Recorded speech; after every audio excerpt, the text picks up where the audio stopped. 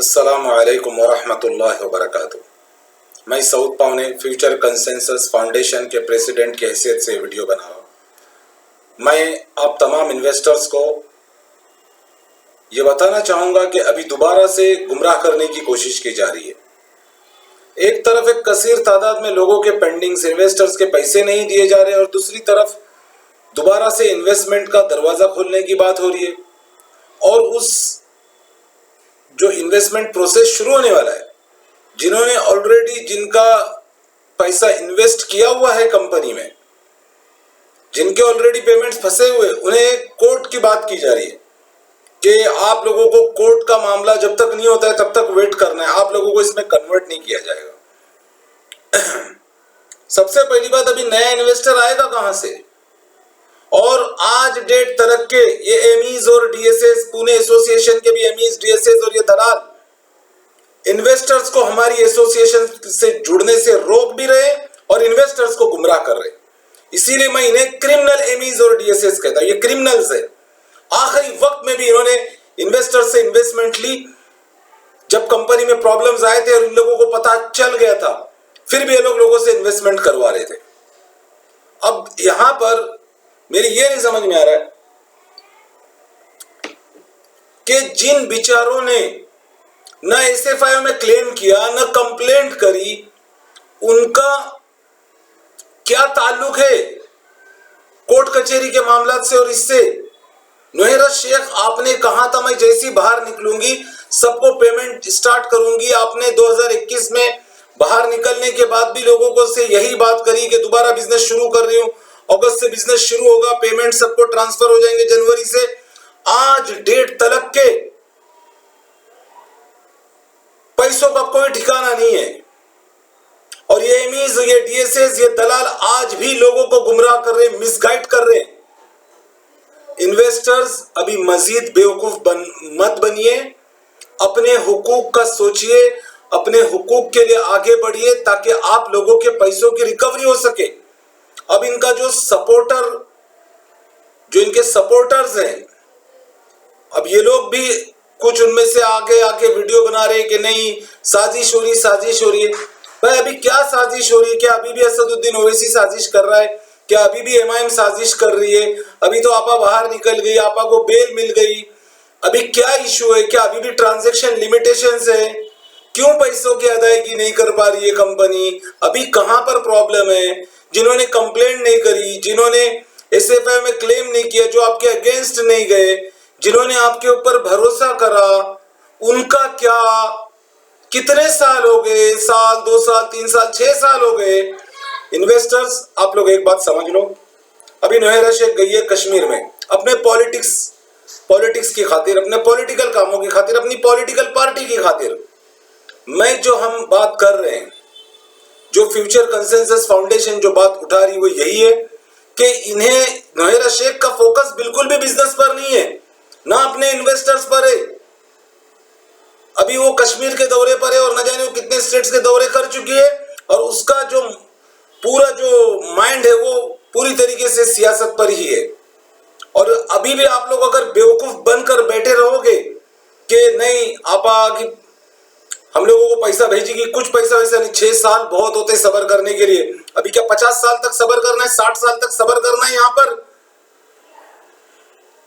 हमने जो नोहेरा शेख को भी नोटिस इशू किया है उसमें भी हमने यही सवालात रखे कि ट्रांजैक्शन लिमिटेशंस आपको इंडिया में थी तो गल्फ के, सऊदी, दुबई और कुवैत के जिन्होंने वहां की करेंसी में इन्वेस्टमेंट करी थी उनको क्यों नहीं पैसे दिए गए? वहां एमआईएम कुछ भी नहीं कर सकती थी, वहां असदुद्दीन ओवैसी का कुछ भी लेना देना नहीं है, वहां पर पैसों की अदायगी क्यों नहीं हुई?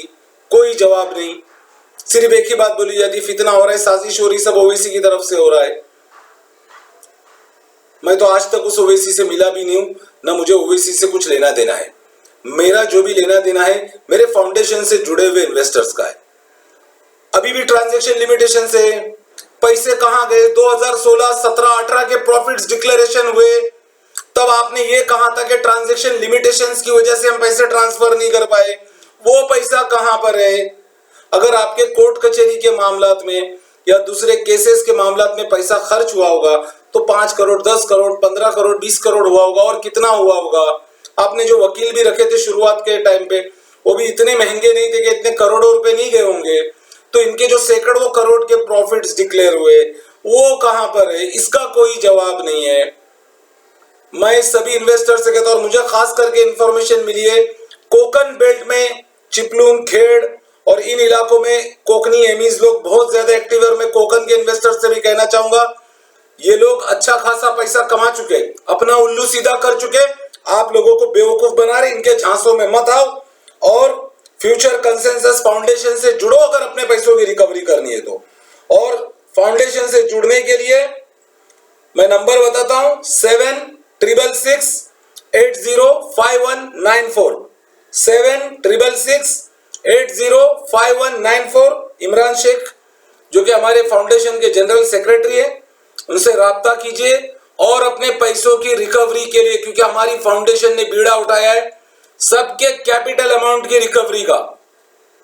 अगर अभी भी बेवकूफ बनकर रहेंगे, अभी भी हम लोग तमाशा देखते बैठेंगे, तो अपनी बर्बादी के जिम्मेदार हम खुद होंगे। यहां पर तमाम इन्वेस्टर्स को एक बात समझ में आना चाहिए कि नोहेरा शेख का इरादा कोर्ट खेलने का है। इसने पहले ही अल्टीमेटम दिया था, पुलिस के पास जाओगे पुलिस से पैसा मिलेगा, कोर्ट के पास जाओगे कोर्ट से पैसा मिलेगा, 10 साल बाद मिलेगा, 15 साल बाद मिलेगा। ये पहले से इसका गेम प्लान बन चुका था। अभी आज कोई भी, क्योंकि इसको जो चाहिए था, इसको सुप्रीम कोर्ट से राहत चाहिए थी, ये ले चुकी है। यहां से अभी पैसों की रिकवरी करने के लिए बहुत यहां पापड़ बेलने, बहुत मेहनत करनी, बहुत काम करना है यहां बहुत सारी चीजें भी करनी, इस मसले को बहुत हायर लेवल पर उठाना है कि यहां पर कितनी बड़ी तबाही और बर्बादी होने वाली है। अरे जो पैसे, जो प्रॉफिट्स डिक्लेयर हुए वो कहां पर है, इसका किसी कोई बात ही नहीं कर रहा है। वो पैसे कहां गए?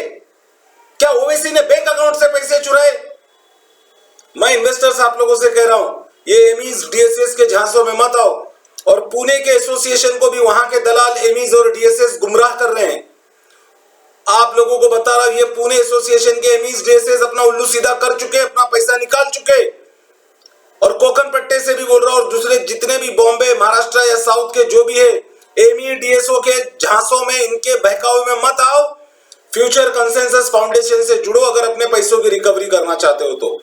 हमारा मकसद, हमारा नारा है, क्योंकि ये कि हर इन्वेस्टर की पैसे की रिकवरी करना। अब बहुत देर हो चुकी है, बहुत तबाही हो चुकी है, बहुत बर्बादी हो चुकी है। मजीद अगर हम ऐसे ही वक्त बर्बाद करते रहेंगे तो हम लोग तबाह हो जाएंगे। हमने जितने भी टेक्निकल सवालात उठाए, हमारे किसी भी सवाल का नोहेरा शेख के पास कोई जवाब नहीं है। अब ये लोग बात करें दोबारा से इन्वेस्टमेंट शुरू करने की, मुझे आप लोग बताओ कहां से दोबारा से इन्वेस्टमेंट आएगा? कौन दोबारा इन्वेस्टमेंट करेगा? और जो ऑलरेडी एग्जिस्टिंग इन्वेस्टर्स है, उनकी कोई, उनके पैसों की बात नहीं, उनके लिए कोई प्लानिंग नहीं, कुछ भी नहीं। कभी लैंड बेचने के लोग बात करें, प्रॉपर्टी देने की बात करें। अब जिसका 5 लाख 10 लाख होगा, आपकी एक एक प्रॉपर्टी 70 और 80 लाख की है, क्या 5 और 10 लाख के इन्वेस्टर को आप 70-80 लाख की प्रॉपर्टी दोगे? प्रॉपर्टी बेचने की नौबत क्यों आ रही है? नाज़नीन जिद्दा ने तो कहा था 1 इंच प्रॉपर्टी बेचने की नौबत नहीं आने वाली है। तो जो इन्वेस्टर्स के प्रॉफिट्स डिक्लेयर हुए, जो माल बिका, जो प्रोडक्ट बिका, तभी प्रॉफिट्स डिक्लेयर हुए, वो पैसे कहां गए? कंपनी के पैसे कहां गए? कहां गए वो पैसे? क्यों प्रॉपर्टी बेचने की नौबत आ रही है? ये तमाम ऐसे सवालात है जिसका किसी के पास कोई जवाब नहीं है। यहां पर अब मजीद बेवकूफ बनना और खामोश बैठना बहुत बड़ी बेवकूफी और जहालत होगी। यहां से कैसे भी करके पैसों की रिकवरी करना है। और जो लोग एमईडीएसओ के झांसों में आ रहे, मैं उन्हें ये बताना चाहूंगा कि इनके झांसों में मत आओ।